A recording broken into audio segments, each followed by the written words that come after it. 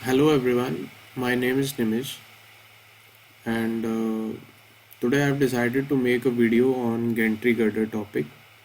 Actually हमारे 7th semester में एक सब्जेक्ट है DSS2 एंड DSS2 थोड़ा लेंदी या थोड़ा सा टिपिकल सब्जेक्ट बोल सकते हैं हम 7th सेमेस्टर का।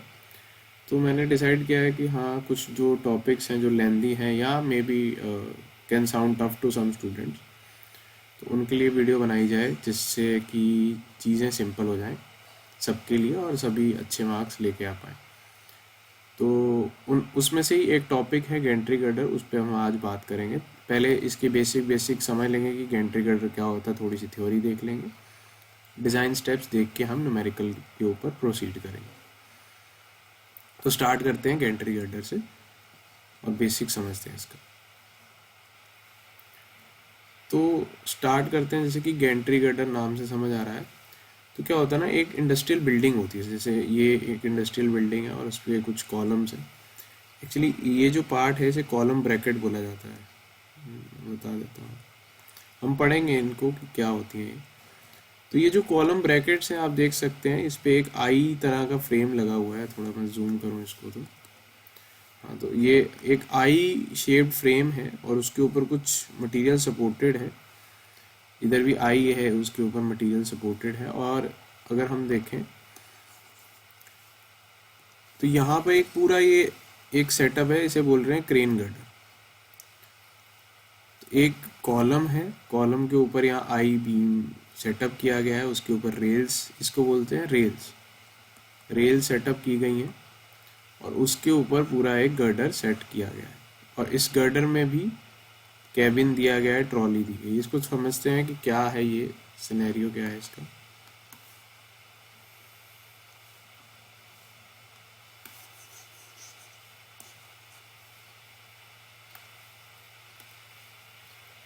तो देखिए ये बेटर इमेज है। तो गैंट्री गर्डर क्या होता है, सबसे पहले इस पे आते हैं। गैंट्री गर्डर अगर मैं बात करूँ ना, तो ये जो चैनल सेक्शन है और ये जो आई सेक्शन है, दोनों जो कंबाइंड मिला के एक गर्डर बना रहे हैं उसे ही गैंट्री गर्डर बोलते हैं। मतलब एक चैनल सेक्शन और एक आई सेक्शन जब मिल जाते हैं तो वह गैंट्री गर्डर है। तो गैंट्री गर्डर तो यही है। अब उसके ऊपर सेटअप सेटअप समझिए, उसके ऊपर हमने रेल सेटअप की, these are rails. And rails में क्या है कि 4 पहिए लगे हुए हैं। देखिए ये 4 पहिए किसके हैं, क्रेन गर्डर के। तो this full setup is crane girder, and crane girder rails पे supported है by wheels, 4 wheels, 1 2 3 4।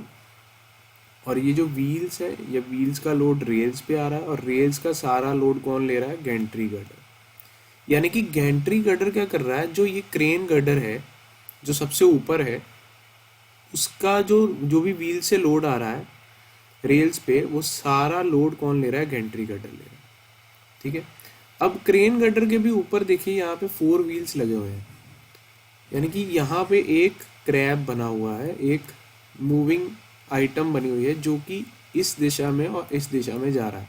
और ये जो व्हील्स हैं, यानी कि जो हमारा क्रेन गर्डर है वो काम वो कर रहा है इस डायरेक्शन में या इस डायरेक्शन में।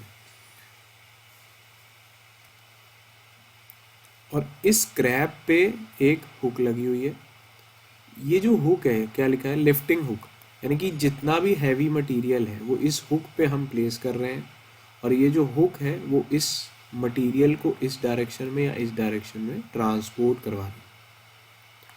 तो समराइज करते हैं, आई होप सो ये डायग्राम समझ में आया होगा सबको कि गैंट्री गर्डर क्या है कि एक चैनल और एक आई सेक्शन को जब मैंने कंबाइन कर दिया तो वो गैंट्री गर्डर है सिंपली। उस गैंट्री गर्डर पे हमने रेल सपोर्ट की हुई है, रेल्स पे व्हील्स से कौन सपोर्टेड है, क्रेन गर्डर। और क्रेन गर्डर के भी ऊपर क्रैब यानी कि ट्रॉली, ट्रॉली भी बोल सकते हैं इसे।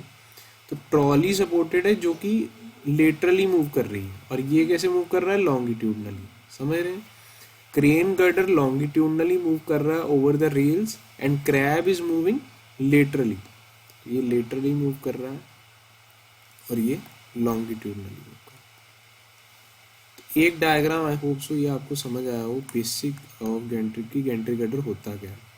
अब इसी में ही मूव ऑन करते हैं थोड़ा आगे और थोड़ा डेफिनेशन देख लेते हैं इसकी।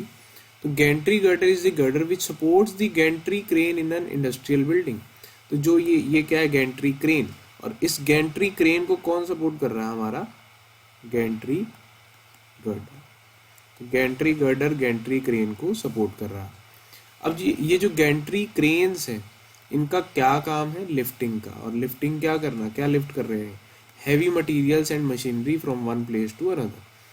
अब ये जो गैंट्री क्रेन्स है, यानी कि दीज गैंट्री क्रेन्स, ये मैनुअली ऑपरेट भी हो सकती हैं और इलेक्ट्रिकली ऑपरेट भी हो सकती है। They can be of two types, manually operated और इलेक्ट्रिकली ऑपरेटेड।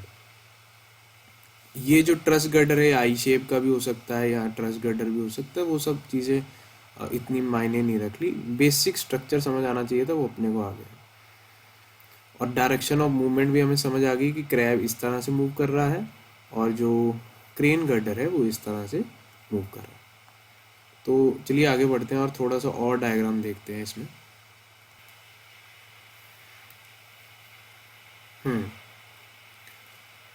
तो जैसे कि मैंने पहले भी इस फिगर को दिखाया था कि दो कॉलम्स थे, ये कॉलम ब्रैकेट्स थी, इस पे हमारा ये देखिए ये गैंट्री गर्डर। अब आपको दिख रहा होगा कि गैंट्री गर्डर में क्या है कि एक चैनल सेक्शन और उसमें एक आई सेक्शन, और इस पे रेल्स हैं। तो जो रेल्स हैं और रेल्स पे कौन सा क्या सपोर्टेड है, क्रेन गर्डर। तो इस तरह से ये हमारा बेसिक सेटअप है। और अब यहाँ पे क्या लगी, हुक लगी हुई है और ऊपर क्या है, ट्रॉली। अब इस फिगर को देखते हैं थोड़ा। देखिए ये हमारा क्या है, गैंट्री गर्डर। गैंट्री गर्डर पे क्या लगी हुई है, रेल्स। रेल्स पे अब देखिए जो क्रेन गर्डर है, दिस इज क्रेन गर्डर। इसको थोड़ा देखिए कि यहाँ पे 4 व्हील्स हैं उसके, 4 wheels are running over the rails in this direction, right. और इस पे लगी हुई है क्रैब या ट्रॉली, जो कि मूव कर रही है कैसे, लेटरली। उसके भी 4 व्हील्स हैं, इसके थोड़ा मैं अलग पेन से दिखाता हूँ, इसके भी 4 व्हील्स हैं। और ये जो व्हील्स हैं ये इस डायरेक्शन में या इस डायरेक्शन में आ रहे हैं, और इसकी जो डायरेक्शन थी वो longitudinal, this was longitudinal direction, this is lateral direction. I hope so ये समझ आ गया हो, सारी बातें क्लियर हो गई हो गैंट्री गर्डर के बारे में।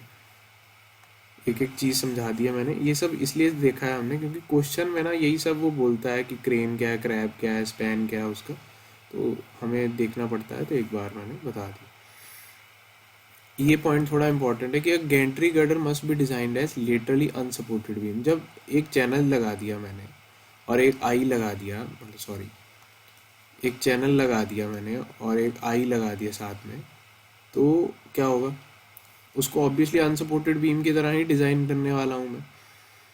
तो ये न्यूमेरिकल वगैरह कई बार पूछ लिया जाता है कि गैंट्री गर्डर को कैसे डिज़ाइन किया जाता है। तो it is designed as an laterally unsupported beam. Most preferred form of section I section हम प्रेफर करते हैं, रोल्ड स्टील रेल सेक्शन ही यूज़ करते हैं। अब आती है बात कि लोड्स कैसे लगते हैं गैंट्री गर्डर में। तो हमारा जो सेकंड पार्ट है इसमें हमें समझना है कि लोड्स कौन कौन से लगते हैं गैंट्री गर्डर पे। मतलब गैंट्री गर्डर क्या होता है हमने देख लिया, अब इस पे देखते हैं लोड्स कौन कौन से लगते हैं। तो बात करते हैं लोड्स पे। तो देखो यार, एक गैंट्री गर्डर है, जैसे मैंने आपको पूरी विजुअलाइजेशन दे दी कि ये आपको देखो दिमाग में आपको ये फिगर रखनी है कि गैंट्री गर्डर में हो क्या रहा है। एक क्रैब है, ये रख लो या ये रख लो, बेस्ट है। तो एक क्रैब है, उस पर क्रेन गर्डर नीचे सपोर्टेड है, क्रेन गर्डर का सारा लोड जो है रेल्स पे जा रहा है, रेल्स का फिर फाइनली लोड गैंट्री गर्डर पे आ रहा है। तो उस हिसाब से क्या क्या लोड आप देखते हो कि लग रहा होगा। तो सबसे पहले मैं बताता हूँ।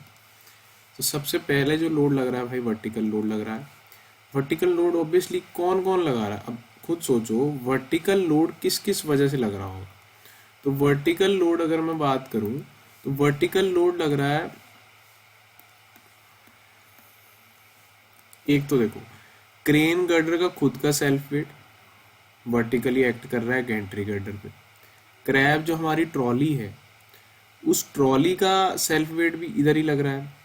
देन जो हमारी क्रेन कैपेसिटी है, यानी कि मैक्सिमम लोड जो कि लिफ्ट किया जा सकता है, वो भी वर्टिकली एक्ट कर रहा है। और रेल सेक्शन, तो ये तीन तो आपको समझ में आ गए होंगे। ये नई टर्म आई है क्रेन कैपेसिटी। क्रेन गर्डर तो हमने अभी देखा था, है ना, क्योंकि वो रेल्स पे सपोर्टेड था तो रेल्स का खुद का वेट क्रेन गर्डर, और इस पे ट्रॉली लगी हुई थी तो ट्रॉली। ये तीन चीज़ों का तो वर्टिकल लोड लग ही रहा है। साथ में एक चीज़ होती है क्रेन कैपेसिटी। तो क्रेन कैपेसिटी को भी देखते हैं कि क्या होती है वो। देखो भाई, क्रेन ने एक हुक लगाई हुई है।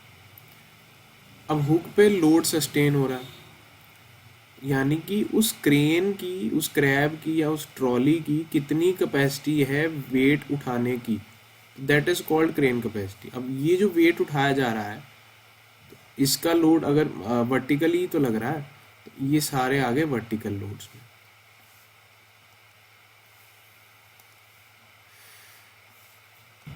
देन इसके बाद आता है नेक्स्ट लोड हमारा, दैट इज लेटरल और सर्ज लोड। हॉरिजॉन्टल लोड भी बोल रहे हैं, देख सकते हैं आप। तो सर्ज लोड कौन सा है कि जो laterally transfers to the rails लग रहा है, मतलब रेल्स जैसे इस तरह। तो अब अगर मैं बताऊं तो क्रैब्स के जो चार व्हील थे वो इसी डायरेक्शन में तो मूव कर रहे थे। इसका मतलब सर्ज लोड कहाँ लग रहा है? क्रैब पे। भाई सर्ज लोड कहाँ लग रहा है? क्रैब पे, क्योंकि क्रैब ही तो transfers to the rails move कर रहा है। तो surge load is acting horizontally on the crab. तो अगर हम इसकी थोड़ा सा देखें तो lateral load is also known as surge load. It is acting due to sudden stopping and accelerating of crab over the crane girder. तो जो क्रैब है, इधर देखिए, ये जो क्रैब है, ये क्रैब इधर या इधर मूव कर रहा है, that is only and only lateral load. So this is lateral load, जो कि क्रैब क्रेन गर्डर पे लगा रहा है and crane girder finally Gentry girder पे लगा। तो लेटरल लोड भी समझ में आ गया। इसके अलावा क्या है? The next load is, third load होता है लॉन्गिट्यूडनल लोड या ड्रैग लोड या ब्रेकिंग फोर्स। तो तीसरा होता है ब्रेकिंग फोर्स। अब ब्रेकिंग फोर्स क्या है या लॉन्गिट्यूडनल लोड क्या है? देखिए, जो लॉन्गिट्यूडनल डायरेक्शन में लगेगा, कौन सा है जो लॉन्गिट्यूडनल डायरेक्शन में लगेगा? तो इसी डायग्राम से समझते हैं। इस डायरेक्शन में लगने वाला फोर्स और इस डायरेक्शन में एक्सेलरेट या डी एक्सेलरेट जो फोर्स हो, देखिए, तो it is cause due to sudden stopping and accelerating of crane girder. किसका? Crane girder over gantry girder. ये जो क्रेन गर्डर था ओवर गैंट्री गर्डर एक्सेलरेट या डी एक्सेलरेट कर रहा है, और उसकी वजह से जो लॉन्गिट्यूडनल फोर्स लग रही है, दैट इज लॉन्गिट्यूडनल लोड या ब्रेकिंग फोर्स। आई होप ये तीनों फोर्स समझ में आए होंगे। कौन कौन से? तो सबसे पहला है वर्टिकल लोड, दूसरा है horizontal force transfers to the rails यानी कि लेटरल लोड, और तीसरा है horizontal force along the rails. Along the rails जो है वो क्या है? Longitudinal load.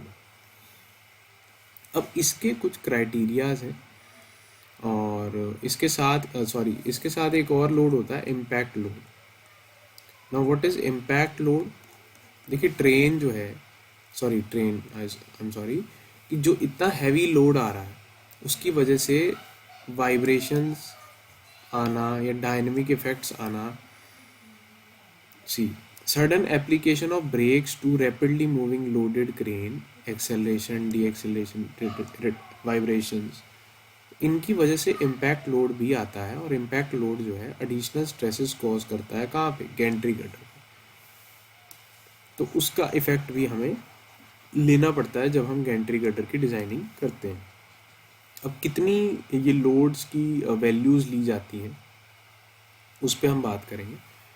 पहले हमने जो अभी तक बात की वो ये बात की कि भाई कौन कौन से लोड्स आ रहे हैं। तो एक आ रहा है वर्टिकल लोड, सेकेंड नंबर पे हॉरिजॉन्टल बोल देते हैं या सर्ज लोड भी बोल सकते हैं या लेटरल लोड बोल सकते हैं। The third is longitudinal load या braking force या drag, and the fourth is impact load. तो अगर मैं समराइज करूं, पहले समराइज करने से पहले मैं आपको इफ़ेक्ट्स बता देता हूँ। तो देखो, ये कुछ प्रोविजंस हैं जिसके हिसाब से हम डिज़ाइनिंग करते हैं। न्यूमेरिकल जब आएगा, जब प्रॉपरली तब समझ आ जाएगा, अभी बस मैं बता रहा हूँ, ठीक है। अब क्या होता है, जो भी हमारे लोड्स आ रहे हैं, जैसे वर्टिकल आ रहा है, हॉरिजॉन्टल आ रहा है, या ब्रेकिंग फोर्स आ रहा है, उसका ना हमें कुछ मैग्नीट्यूड लेना होता है, सब्जेक्टेड टू इम्पैक्ट लोड्स। यानी कि जो भी लोड है उसका इम्पैक्ट अलाउंस हमें लेना होता है, इंक्रीज करके उस लोड को लेना होता है। तो अगर मैं कह रहा हूँ वर्टिकल फोर्स आ रहा है जितना भी, उस वर्टिकल फोर्स का 25%, मतलब वर्टिकल फोर्सेस के केस में 25% स्टैटिक व्हील लोड का हम अलाउंस लेते हैं इम्पैक्ट लोड के। अगर इलेक्ट्रिकल ऑपरेटेड व्हीकल और अगर हैंड ऑपरेटेड है तो 10% अलाउंस लेते हैं।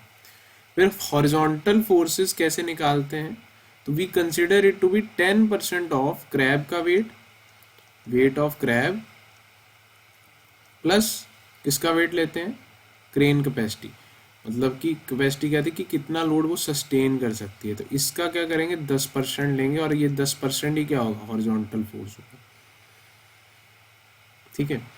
और ये तो हो गया इलेक्ट्रिकली ऑपरेटेड में, और अगर हैंड ऑपरेटेड है तो इसका ही 5% लेंगे। और जो हमारा horizontal force along the rails था, यानी कि जो हमारा लॉन्गिट्यूडनल फोर्स था, उसको हम क्या करते हैं 5% ऑफ स्टैटिक व्हील लोड। ये सब मैग्नीट्यूड्स हैं जो हम क्वेश्चन सॉल्व करने के दौरान लेते हैं। अभी जस्ट हमने इसको एक बार डिस्कस कर लिया, और इसी के साथ हमारा जो थ्योरी पार्ट है गेंट्री गर्डर का वो ख़त्म होता है। बाकी जितनी भी थ्योरी चाहिए वो सब मैं क्वेश्चन में बता दूंगा, और मेन काम है हमारा क्वेश्चन में 8-9 नंबर का जो भी सवाल आएगा उसे प्रॉपर स्टेप्स के साथ सॉल्व करके आना गेंट्री गर्डर का, इससे ज़्यादा कुछ भी नहीं। Thank you for watching.